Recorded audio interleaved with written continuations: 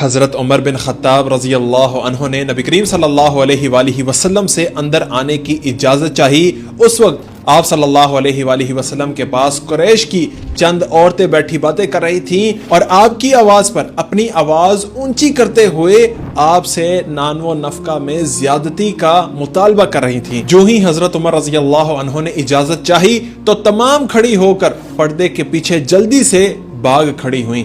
آپ صلی اللہ علیہ وآلہ وسلم نے اجازت دی اور وہ داخل ہوئے تو نبی پاک صلی اللہ علیہ وآلہ وسلم مسکرا رہے تھے۔